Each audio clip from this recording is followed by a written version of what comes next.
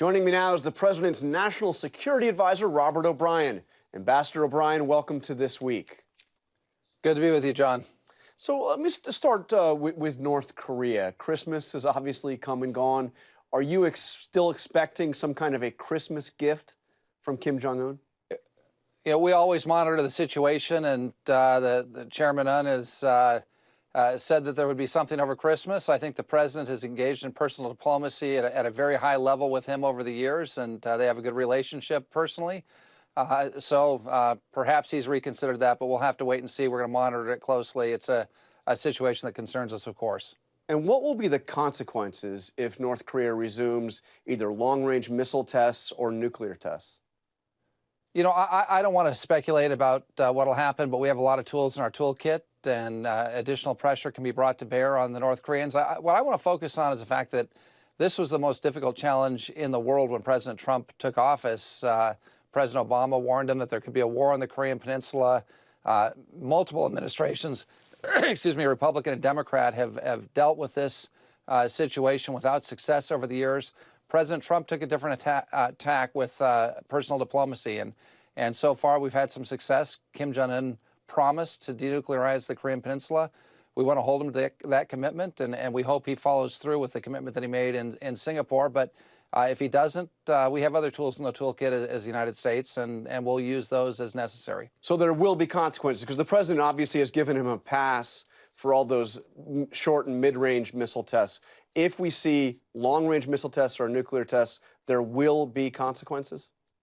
Look, we'll reserve a judgment, but the United States will take action as we do in these situations, and if Kim Jong-un takes that approach, we'll be extraordinarily disappointed, and we'll demonstrate that disappointment. Your predecessor, John Bolton, who you once called the most experienced Republican foreign policy hand of our generation, said this week that the president's plan of engaging Kim Jong-un has been a failure, and he said that Kim Jong-un is never going to give up his nuclear weapons. This is what he told NPR. I don't think North Korea will ever voluntarily give up nuclear weapons. I think the inescapable conclusion is they're happy to sell that same bridge over and over again, but there's no serious chance they will ever voluntarily give it up. Is John Bolton right? Well, look, John's a good man. He's a good friend. I actually worked for Ambassador Bolton earlier in my career and have a high degree of respect for him. The president has a lot of respect for Ambassador Bolton. But the president and Ambassador Bolton did not always see eye to eye on how to conduct American diplomacy. I think this is one of those cases where, as Ambassador Bolton pointed out, there has been no success, whether it was in the Clinton administration or the Bush administration, the Obama administration. There's been no success with respect to North Korea. The president has taken a different tack. We've gone for a period of time without nuclear tests. We've diffused a very high-tension situation.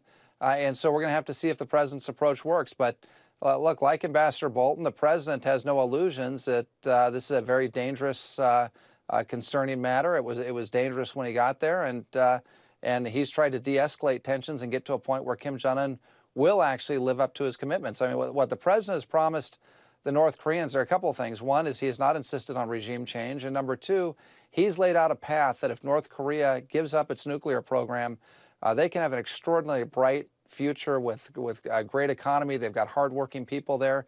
So there's a real opportunity for North Korea. Now, whether they take that opportunity or not, we'll have to see. And if they don't take it, the United States is still the leading military power in the world.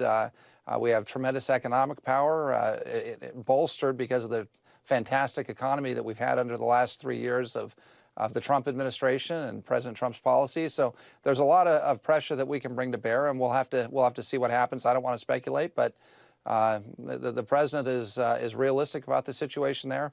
We hope that Kim Jong-un will live up to the promise that he made to President Trump in Singapore. I want to get your reaction to a recent statement from a very senior North Korean official, Kim Yong-chol, who said earlier this month, as Trump is such a heedless and erratic old man, the time when we cannot but call him a dotard again may come. Now, again, this is Kim Yong-chol, who you saw, he met with the president in the Oval Office, gave him that first big envelope, was at the dinner that the president had with Kim Jong-un in Hanoi. What do you make of that? This statement coming from somebody so close to Kim Jong-un?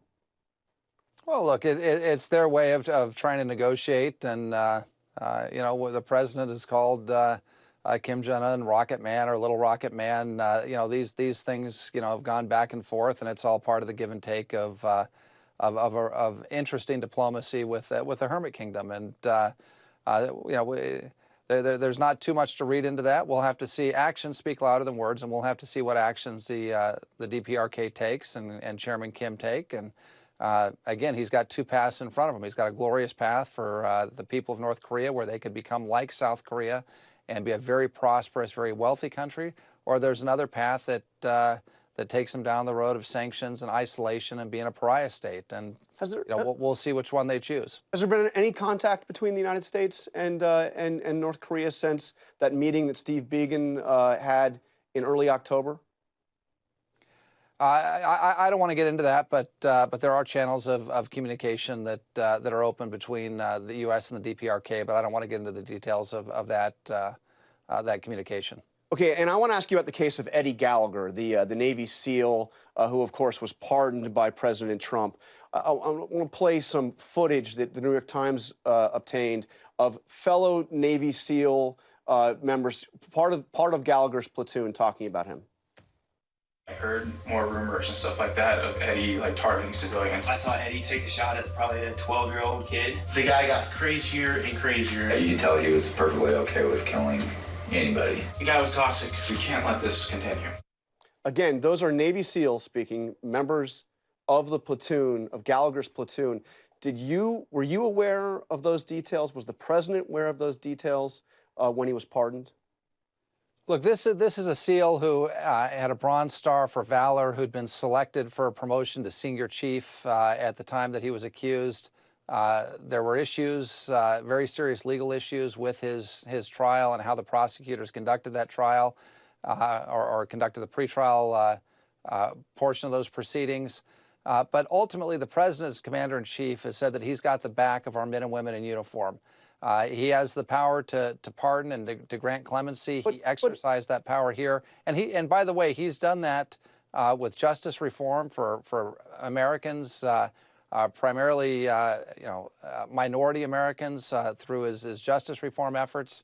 So that the president feels that this was a case that deserved clemency. But can I just ask you, listening to those statements, I mean, these are, again, Navy SEALs who knew him well, saying they saw him take a shot at probably a 12-year-old kid. He got crazier and crazier. He was perfectly okay with killing anybody. Do you find those comments troubling as the president? Hey, look, it's very troubling that we send folks out that have to make split-second decisions dealing with terrorists, dealing with bomb makers, in very, very difficult situations overseas. And what the president has said is we're gonna stand behind our warriors.